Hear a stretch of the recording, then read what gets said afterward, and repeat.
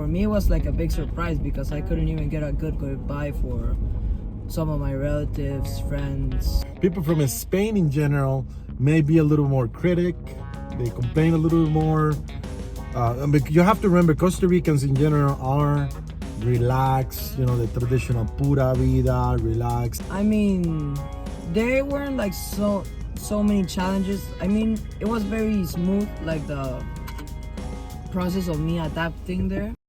All right, in today's video, I'm gonna have an interesting interview. I'm interviewing Matias Arias Lopez.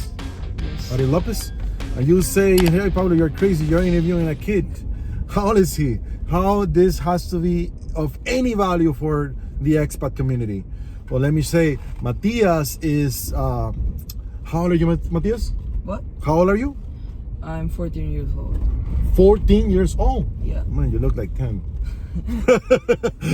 No, seriously. Matias is Costa Rican, from Costa Rica. He speaks English, but he actually lives in Spain. And I wanted to get kind of like the point of view of a young kid, adolescent, a youngster on what's to live abroad. A lot of people, a lot of parents out there, that you guys have kids, and maybe you guys want to know what is the point of view, how somebody like you, Matias, feel when it happens that your parents decided to, move you to another country. How did you feel? What was your thought when your dad, my brother, by the way, decided to say, well, we're moving to Spain, or your mom says, oh, I wanna live in Madrid?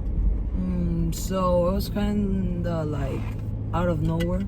Like, really? We were just on vacation there, and they These guys are decided crazy. they wanted to figure out the process, and it was really simple for my mom's job. So they decided to say, all right, let's do it. And we stayed there, and it was kind of, for me, it was like a big surprise because I couldn't even get a good goodbye for some of my relatives, friends. Wow.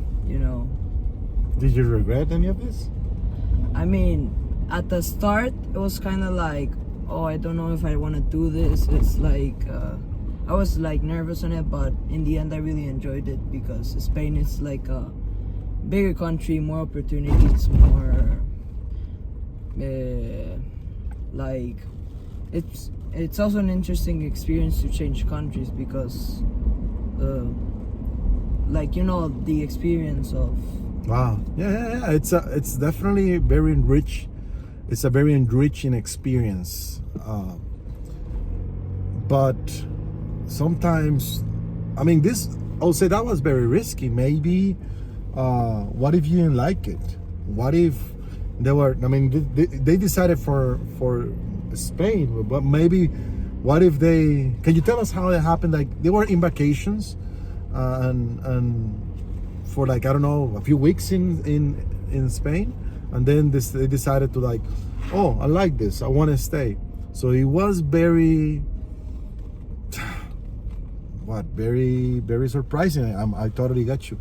But I remember Marilyn, your dad and your mom talking about living in Europe many times before this. I remember they were dreaming about Italy, maybe thinking about Italy, Spain in the loop. So they will, you always feel, if you're moving somewhere, you always feel maybe this country is for me, right? And it just happened that Madrid is very nice, very connected city. Moving around is very inexpensive. Education is good. How is the education in relationship with Costa Rica? You feel, is it good? And by the way, Matias goes into good private education in Costa Rica. But I want to compare what is the type of education you're getting over there. Is it private education as well, No, it's public. It's public. Yeah, it's a public school, and That's interesting. My point of view, like, for a public school, it has good facilities, and like, you can learn there. Like, I can learn there, but in the, like, comparing it to a private school, it's still a public school. So like, some of the teachers, I don't know, weren't like such let's say very nice. They're not very nice. They're not very nice. But that may be, people from Spain in general may be a little more critic. They complain a little bit more. You have to remember, Costa Ricans in general are relaxed. The traditional pura vida, relax, take it easy, chill. That's kind of like our saying. We say chill all the time. We say pura vida, which is pure life, all the time, which means like chill, relax, it's okay.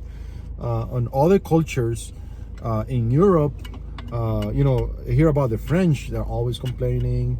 You know what I mean? So, and I had somebody work for me from Spain, and love her to death. Adriana, by the way, if you're listening to this, love you to death, but a little bit more in the complaining side of things, or so maybe it's a cultural thing, and it's not about the public versus the private school. Yeah, I could say it's that. Also, I come from a private school where like the kids are more like protected, Okay. So it's not. Yeah, baby mama's boys in Costa Rica, private school. Yeah. Exactly. Fancy school, baby mama's boy. Versus in Spain, you are just being thrown to a little bit more closer to reality for most kids, but in a European environment, where is actually, I do believe, very safe. I see you go, like I hear you go playing soccer with your friends at night and just walk back home, right? Yes. Alone. And in Costa Rica, maybe, probably, but it's not something as common. Maybe because I'm a overprotective dad. So that education is one of the big challenges. What is another challenge you experienced as a kid? You want to try this? Sure. Tell me what you think.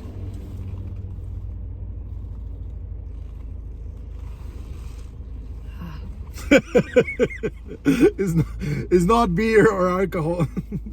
It's just some salt in the water. Oh, that makes sense. Oh, that's funny. I just wanted to get your expression.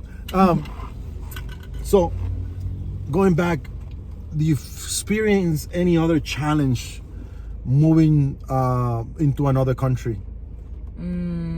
I would say there weren't like so many challenges. It was very smooth, like the process of me adapting there. I don't know for my parents if there had been any more challenges. Maybe like the cost of living there. You think it's more expensive? Like the houses or apartment in general, because houses like your own house is not that common there. Most people live in like buildings. It's very expensive and it's not that big. Like, let's say 2,000 euros is about like $2,000, pretty similar. Yeah, but I hear they pay almost 4,000 for a 3 or 4 bedroom apartment. I don't remember how many bedrooms. But it's expensive.